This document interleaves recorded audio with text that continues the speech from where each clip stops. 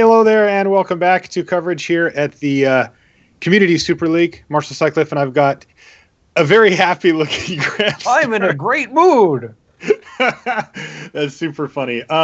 So we've got a little bit of an issue with our connection, and it's preventing the video part for our friends from Loading Ready Run from showing. But we do have Graham and James. I did see them earlier. I can confirm that they are in fact on the line. Hi guys, how's it going? I promise you we're here. Yeah, we are here. It was either you can see Marshall and my dumb thumbs up face, or you could see us and the Limited Resources logo. And this is just a much better solution. Yeah. I mean, it's closer to reality, right? I mean, that is you at least. Yeah, exactly. Exactly. So apologies for that, but we're going to go kind of half podcast mode here as we work our way through our semifinals. We're going to get to that in just a moment as we set the stage for the second match. But first, got a little business to take care of here, gentlemen. We have the final results on the Brewmaster standings, which was a super interesting fight as it played out, because I'm not going to lie, gents, I did not put myself in the running for the Brewmaster title when we first started CSL. I thought, yeah, I'll let that, they'll fight out for that. I'm going to bring some sweet decks. And I decided really early on, no, that's not what I'm going to do. This is a different type of tournament with a different, outlook for me. And I'm going to go for the Brewmaster Championship. And so that was my mentality from the beginning. What were you guys thinking at the onset? We definitely set out. We set out with a singleton hat deck. Yeah. So I think we started as strong as we possibly could. I don't think we had the option. And we sent a message. To go for the really spiky, gonna try and run the tables aspect, even though if we'd beat Gabby last week, we'd be in the finals. Or we'd be in the semifinals. That was unexpected. For us, we were like, we have to try for Brewmaster, because what else do we have? Yeah. Yeah, I guess I kind of felt like that at some point, too. So we've got our finals. Your unwavering commitment to Elks did you in good stead. Yeah, which continues today, by the way. But let's announce our winner for the Brewmaster standings for the first season here of Community Super League. Let's take a look at that right now. It is Loading Ready Run! And it's more fake Graham. All right. Congratulations, guys. Well earned. You guys said it. You set the tone early with the hat deck and never looked back, and you guys are the Brewmaster champions. Congratulations. Oh, boy, what do we get? I actually have no idea. It's been a little confusing on CSL because there's this weird mix, right? It's like, well, it's supposed to be fun, and we're brewing, and there's even a Brewmaster vote. But then, like, when you load up your deck on Magic Online and there's somebody sitting across from you, you're like, well, I'm going to try to kill them. Because exactly. So, I don't know. The incentives are a little bit strange, but whatever. You guys embrace the Brewmaster way of life, and we're rewarded for it. Now, we've got the standings, too. So, let's see how real quick. Go ahead. You have the Brewmaster standings? Oh, yeah, just real quick, wanted to say that while myself and James are here, and it was James and myself were here mostly week to week, shout-outs to Alex for helping with the Canadian Highlander deck, and big thanks to Cam for doing a lot of the deck building in the midweeks there. So this was definitely a group effort from everyone up here. I love that. So that's awesome. You're a sports star, Graham. You're already like, this one's for my teammates. It's all about me. we just went out and we gave it 110%, and we wanted it and the other team wanted it, but we just wanted a little bit more, and I'm just really happy that everything did really well, and thanks to my coach and my parents, and thanks everybody. What about James? Did he help at all, or? God, no. James was around. I napped as much as possible.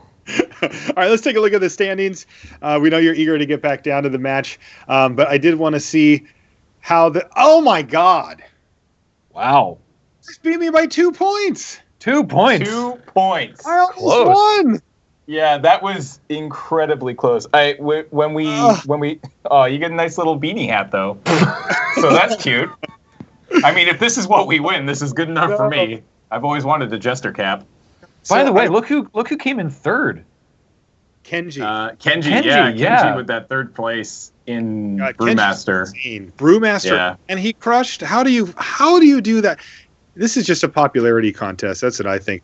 Absolutely. Look at Kenji. What a little jerk. 38 points and he's 8-2. I got to 43, didn't win, and I'm 3-7. My stupid elk decks. Oh man, what a crazy one. And we see, Fantastic. this is pretty cool. So I'm sure you'll be able to check that out. But let's get back down to business here, gentlemen. Yeah. We've got Gabby versus Paul, match number 2 coming up. I want to get your guys' quick thoughts as Canadians on the Canadian Highlander tip. We've got Gabby playing a burn deck. I think it's called the Chicago Fire, she said. Pretty rough. Yeah. And then Paul's on Cradle Hoof, which is a very known quantity. Cradle Hoof is pretty strong. Mm-hmm. It's who one of the decks win? I don't know. I mean, like Hoof is really strong because it's one of the decks we were considering going with for Canadian Highlander Week until we decided that we should jund them out. But I mean, Burn is also very consistent, right? So if there's if Gabby can come out swinging quickly enough before Paul has a chance to get his hoof on, then I am not comfortable making a call either way.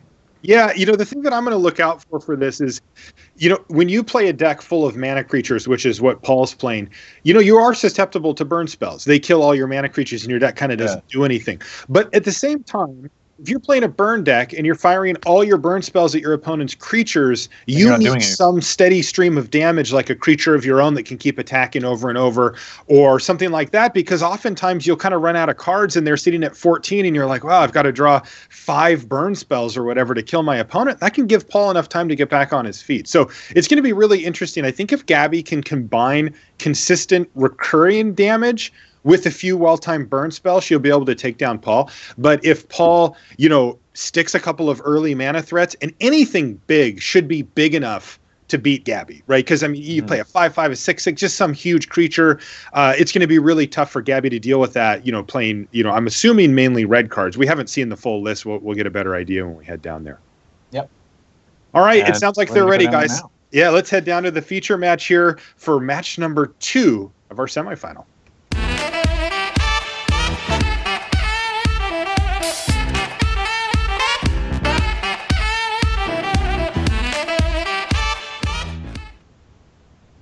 Hello there. Welcome back to coverage of the Community Super League semifinal match number 2, Paul Cheon versus Gabby Sparts. Paul picking up the first match. They played Pauper, and Paul won that one. Now it's Canadian Highlander time. I've got 2 of the team members from Team Loading Ready Run with me. I've got Graham and James, though you can't see them. You can see one of them, but unfortunately their video isn't working. But we've got their voices, which is really the important thing. And taking a look at the opening hands here, gents. I see Gaia's Cradle in hand for Paul Cheon. Remember, 100-card decks, you don't always get to draw one of the cards that your deck is named after, but no small creatures outside of that Nest Invader. Point of note, it's Skype's video that's not working. But yeah, the being able to go like elves into Nest Invader with Gaia's Cradle, that seems like a lot of mana is going to be able to happen. Ooh, elves! I didn't see the Elves of Deep Shadow. Wow, yeah, this is an explosive start here for Cheon. Yeah, and I think that Gabby does not have a way to kill any of the creatures. She's going to have to start with a Stromkirk Noble, but this is going to get out of hand quickly because Paul's going to have a Nest Invader here right away. And a Nest Invader is going to do serious work for him. In fact, let's see. Does he have enough mana? Let's see. He goes Nest Invader. That makes 2 creatures. Cradle taps for 3. Taps for 3. He can play the Rattleclaw face down. It's probably exactly what he's doing. Oh, he's just going to go. He's just play going Garrett. for Garrick. Untap 2 lands. Turn 2 Planeswalker. Oh, no, he still did the... Okay, that was a good turn. It's still good. Yeah, he ends up losing the 0-1, which might or might not matter. Wow, Gabby ripped Ancestral Recall, though. Nice. Hello. That's not supposed to be in your burn deck. That was a pretty absurd turn there for Paul. Jeez, no kidding. Goes Turn to the 2? Shrine of Burning Rage. Yeah, that's way too slow here. Woodland Bellower can get Paul Cheon some value, some action. He finds a Dark Depths. Usually what that signals to me is that Paul's playing a copy of Primeval Titan in his deck somewhere, and he wants to be able to search up the combo with the Titan. Finding it on its own is kind of unexciting here. Yeah, he does have the Dark Depths combo in the deck as well. Okay. And so, it looks like he's going to get Bellower here. Yeah.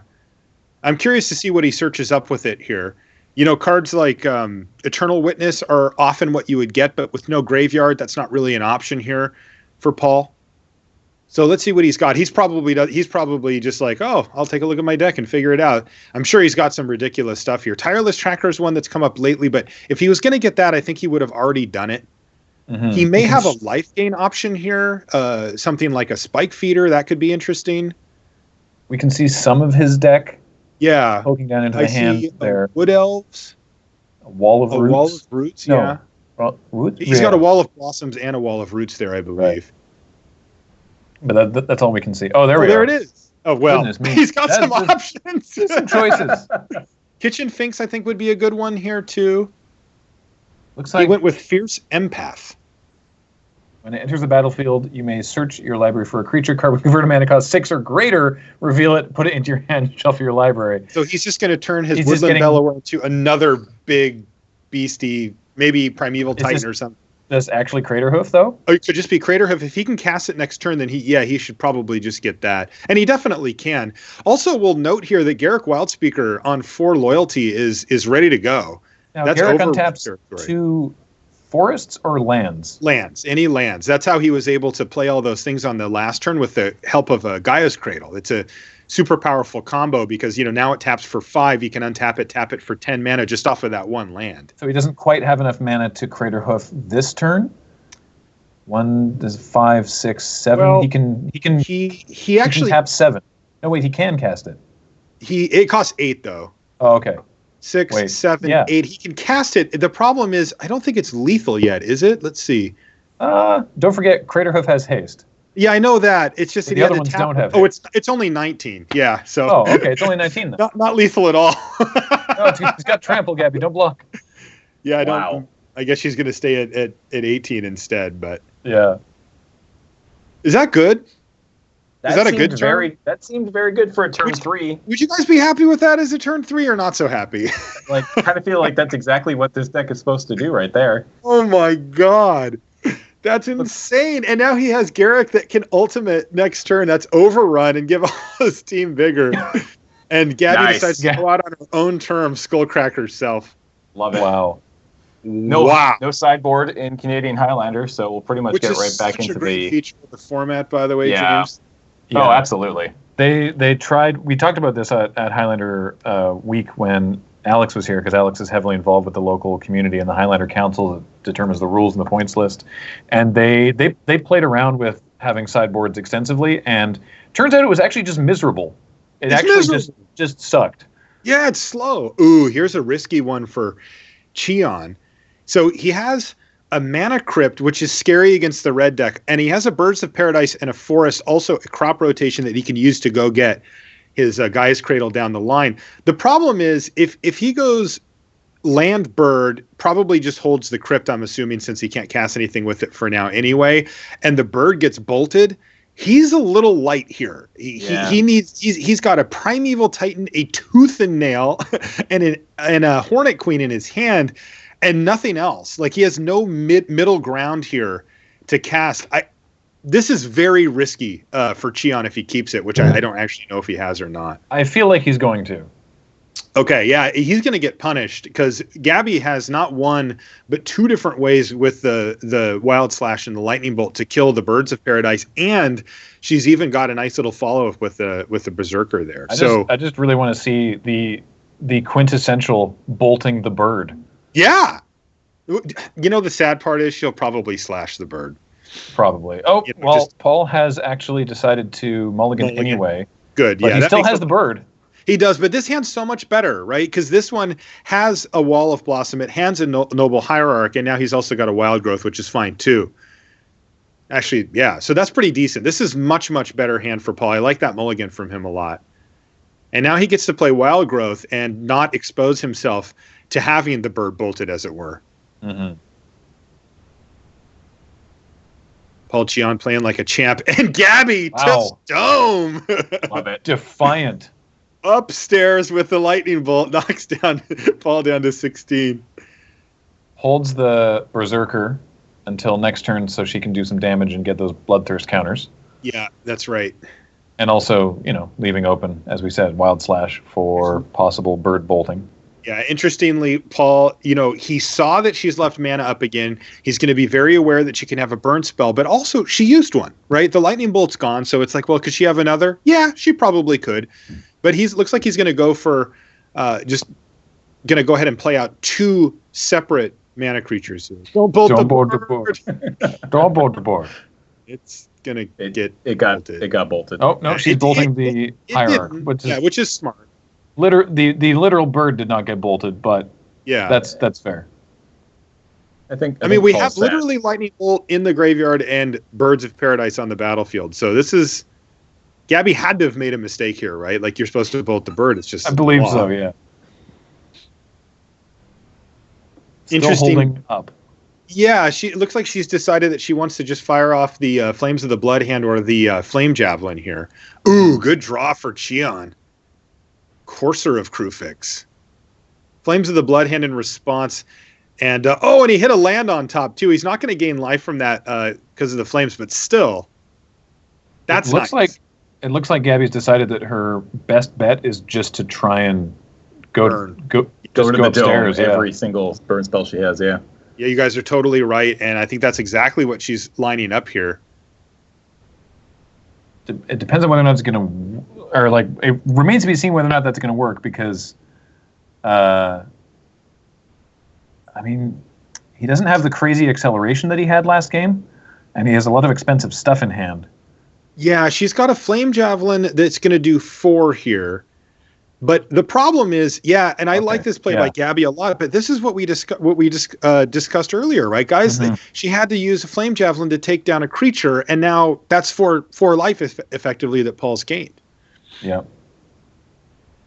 And, next turn he'll have...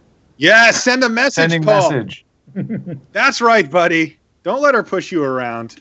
So he'll have access to 5 mana next turn, assuming he doesn't draw a land, which is just about enough to start doing some stuff. Oh, it's definitely enough. He's got a Garruk Primal Hunter now. Yeah.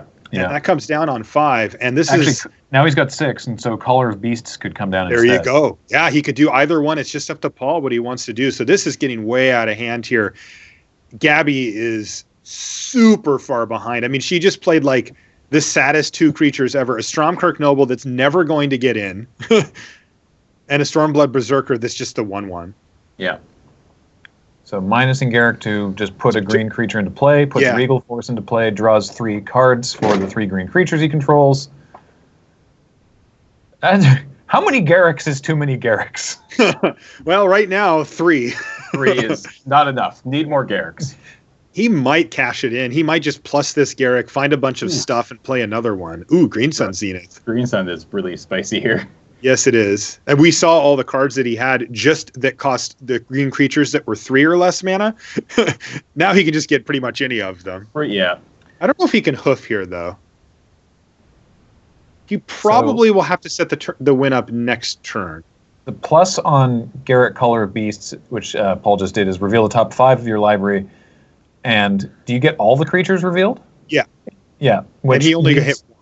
Yeah, only hit Jiraga Tree Speaker, so that's kind of a whiff. It's a whiff. Yeah, that's pretty unlucky in this deck for sure. Though that being said, the combination of the Jiraga Tree Speaker plus the Green Sun Zenith should set him up for the win next turn pretty kind of easily, to be honest. So Zenith X is 5. And we know that, just going for the Thrag Tusk, back up to 17 life there. What a wuss. He went and got a Thrag Tusk? That is Fears lame. the burn. I mean, obviously it's the best play, but come on, Paul. I mean, Gabby's got this is why cards Paul was not at the top of the Brewmaster rankings, by the way.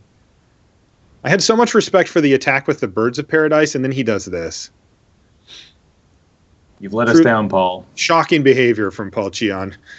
Making the safe and correct play. It's reprehensible.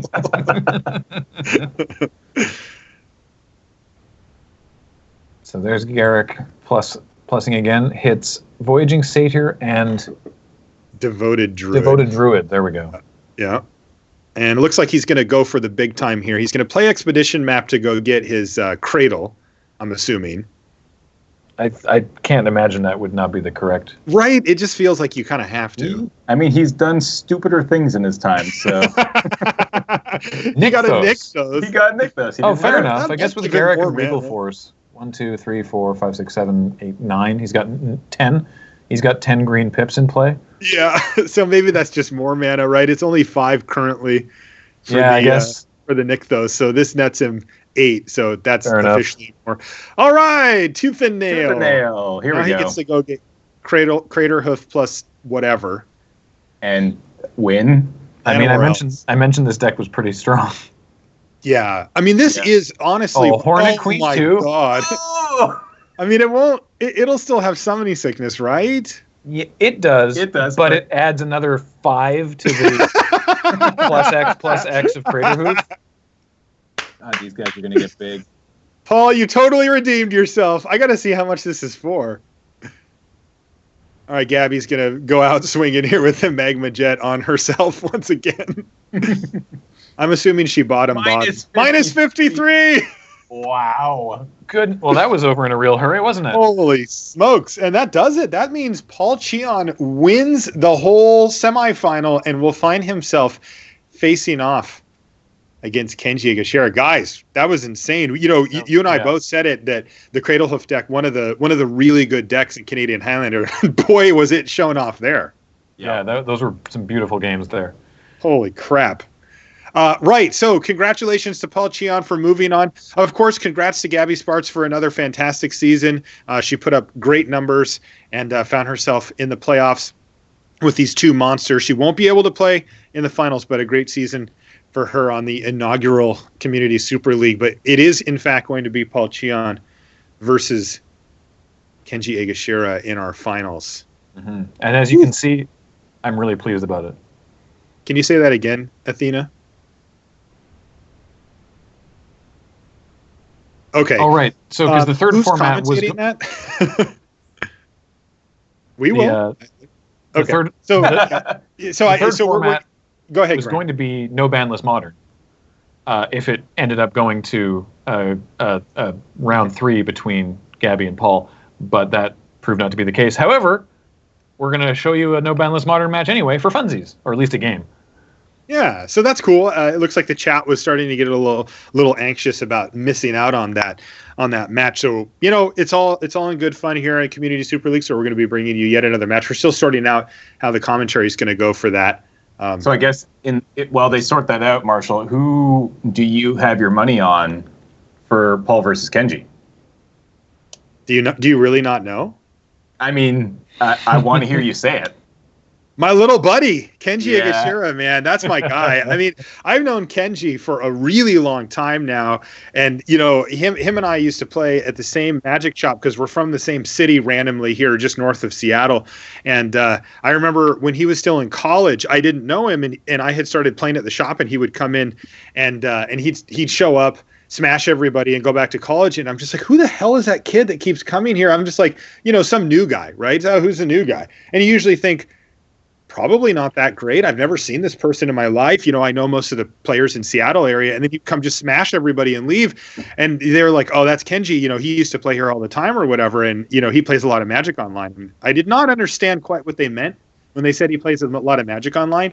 And this is before streaming and before all that stuff. And yeah, I remember when he first started streaming, I'm like, go for it, man. I'm like, you should do this. And he did. And I am forever, attached to Kenji now. So I'm definitely on Team Kenji here.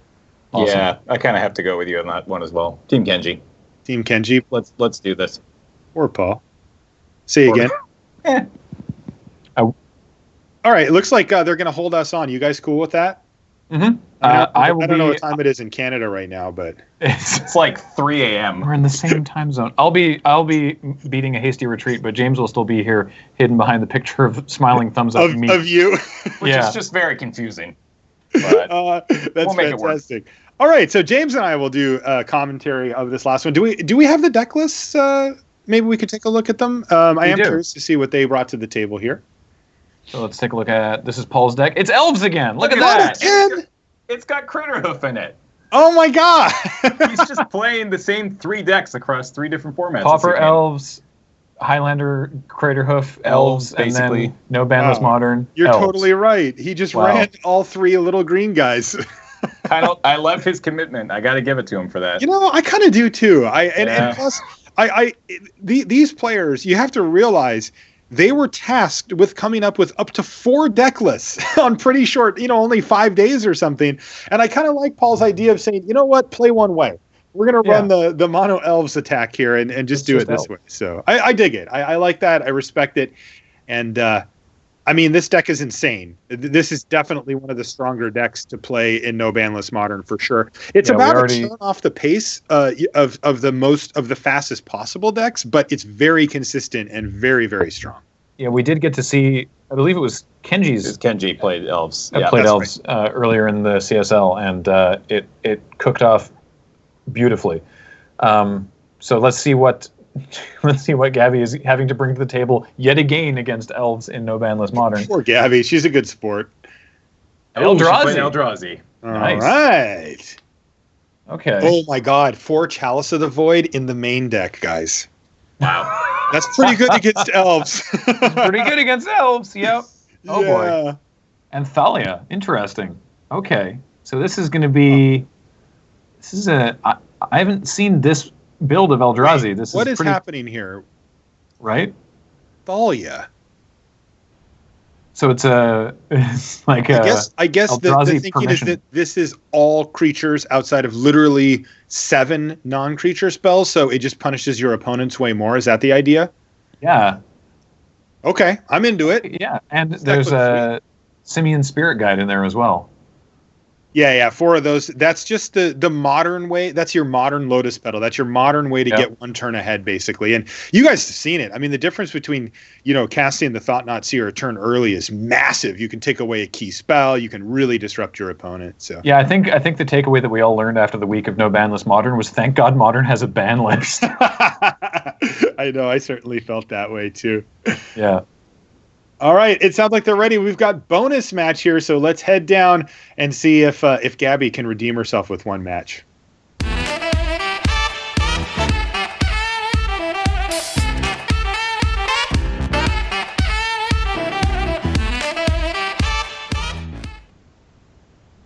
Bonus match time! You can see that Paul Cheon's already earned the 2 stars he needs to advance to the finals against Kenji Egashira, but we do this all for you, the fans at home. And you guys wanted to see No-banlist Modern battle it out. Gabby said, sure, let's do it. Paul said, I'm playing the same deck anyway. What's the difference? And here we go. Eldrazi Mimic, turn 1 from Gabby Sparts. She leads with an Eye of Ugin, meaning that she's not going to be able to cast too many other things here in the early stages, most likely. Though, if she does manage to find herself another... a temple, she could actually cast that Reality Smasher next turn and crunch for 10. That does seem good. Which is, I think it's what I would classify as good. She didn't, however, find that land. So she's going to go with a Cavern of Souls instead. And I guess she named Eldrazi with it. Let's see, 2, 3, 4. She can't cast anything here though, right? I think she wants to name Human there. If she wants to get Thalia down, she can get rid of the Spirit Guide and play Thalia. The problem is she's going to know. I actually don't know if she knows what she's playing against, but if they've shown that or not, it looks like she's going to go for the Chalice of the Void instead, which makes a lot of sense now that she's seen Llanowar Elves. Now she knows what she's playing against. That's nice. So Chalice on 1 is going to shut off. Well, currently just Skull Clamp. Not a bad card to shut off. Yeah, exactly. I mean, it really is. And I mean, it turns out that Paul's hand is pretty nicely sculpted against a Chalice, as it's really just the only, he's got 0, 2, 0, 8, 0, 2, and then just the 1. But that could definitely slow him down, though, and it will keep... Aha! There's a Llanowar Elves off the top that he can no longer cast, so taste it, Paul. I like Gabby's play here.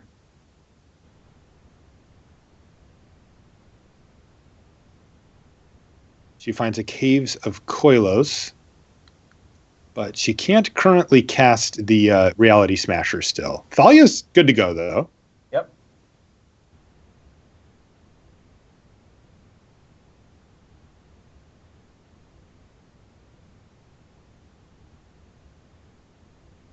So she's going to go ahead and cast Thalia.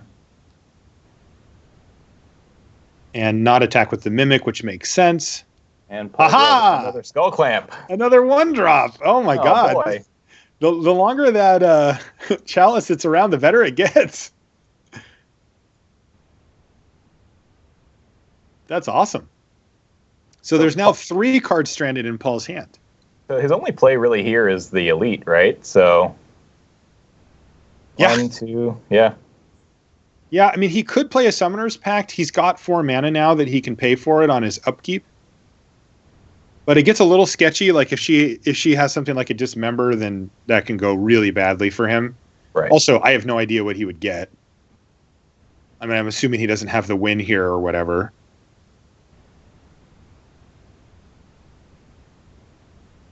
So yeah, it looks like it's just going to be a Dwynen's Elite here for Cheon.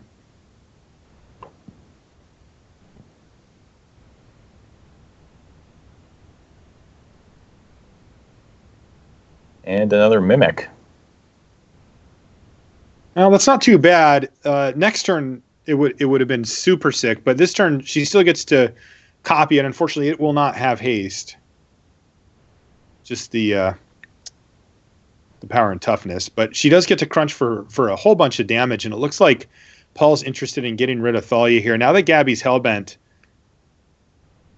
he can afford to block a bunch if he wants. He's going to lose a creature in the transaction, but I don't think he cares.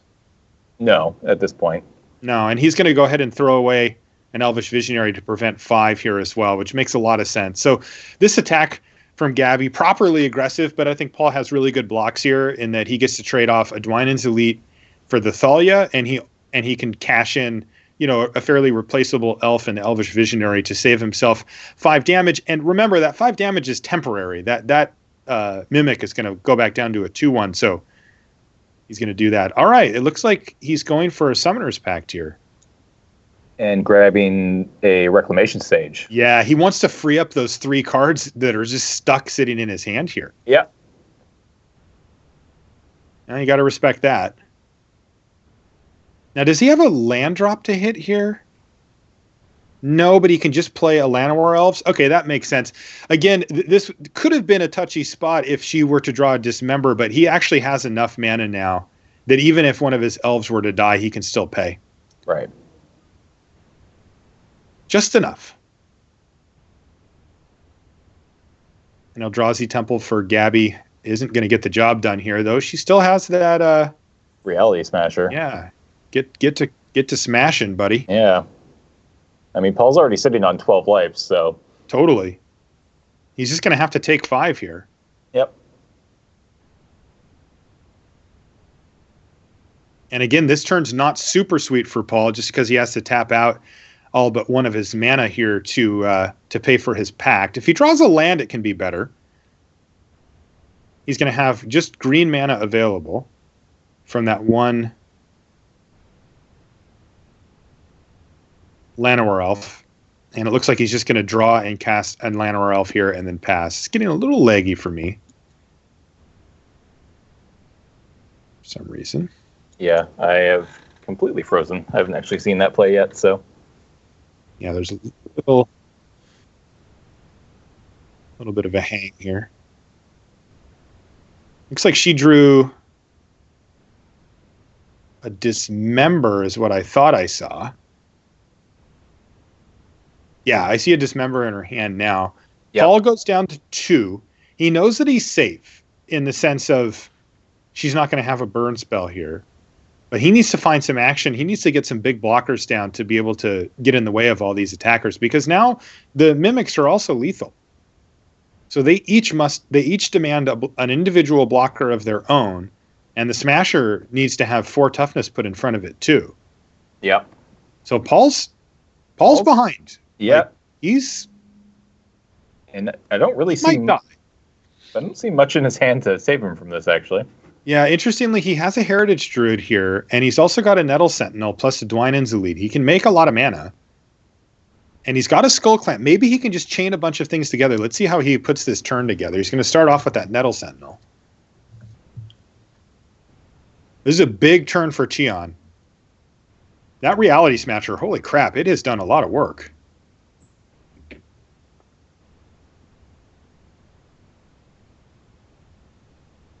Okay, Heritage Druid follows it up. So Heritage Druid lets you tap 3 untapped elves you control to make GGG. And then, of course, oh, he doesn't actually have the full 3 elves right now? No, he does. All right. He does, yeah. It's just lagging a little for me, so it's hard to keep up. But he does, and then he's got a Nettle Sentinel there, and that thing's going to untap whenever he casts another green creature. So, ooh, and there's a Glimpse of Nature. He's got 2 green mana floating right now. Oh, this is going to get interesting, dude. This is going to be a thing. He's going to play Glimpse, plays a green spell, so that's going to untap his Nettle Sentinel. That gives him 3 mana to put him up to 4. He's got a Skull Clamp going, plus he's got a Dwynen's Elite. Wow. Is he actually going off this turn? Because look, the top end is there already. He's got a Craterhoof Behemoth. Craterhoof, yeah. Creatures, yeah. Oh my god. So can he get there? This is an incredible turn. He even has 2 life, so he could crack that Wooded Foothills for mana.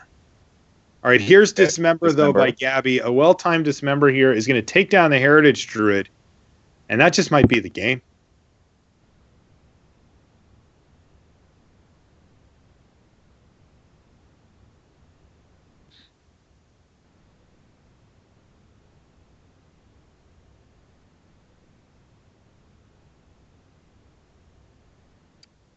Paul's going to keep trying, though, here. Yeah, I feel like this one's probably slipped away from him, but I have seen these Elves deck do things that I'm just like, no clue. Draws a Dryad Ever. Has he played a land this turn? He has not yet. He hasn't yet, so. Because that one doesn't tap for mana. I don't know if he wants to play it.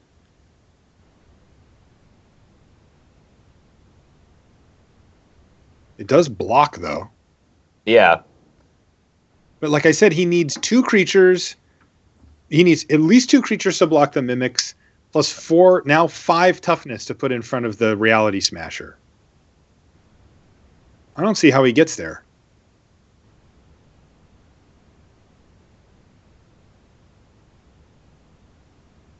Draws Misty Rainforest and Elvish Visionary. I think he was digging for another Heritage Druid there. He still has that untapped Llanowar Elves, and if he played Heritage Druid, he could make 3 more mana right now and maybe start the chain rolling again, but he didn't find it.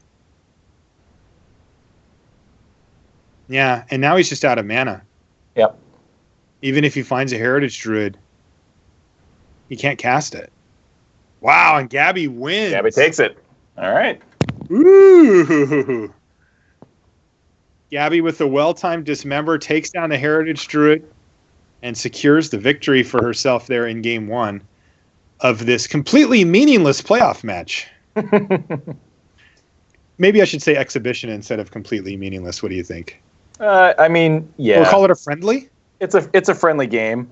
It's a little bit of a redemption here as well.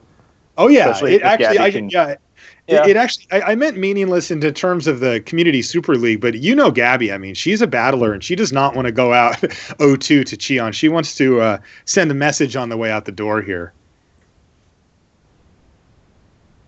And she certainly did that game. That was about as close as they get. Yep. I haven't actually been able to see what they've been sideboarding in here. Yeah, I'm watching it now. It's a little laggy, but I can see it.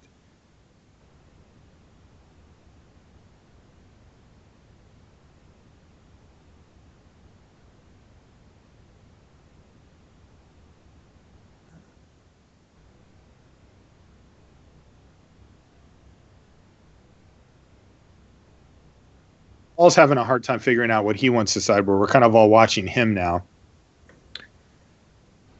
What has Gabby done? Gabby has brought in 3 gut shots and then 4 red spells. Those must be the Simian Spirit Guides. So she brought in the gut shots. Yep. I mean, she had the Simian Spirit Guides were in there before, right? So Yeah, those are still in, yeah. But she's got the Dismembers out of the deck, which surprises me. Ooh, she brought in an Umezawa's Jitte. Yep. That card is real bad for the Elves deck. Once it gets 2 counters on it, it's just game.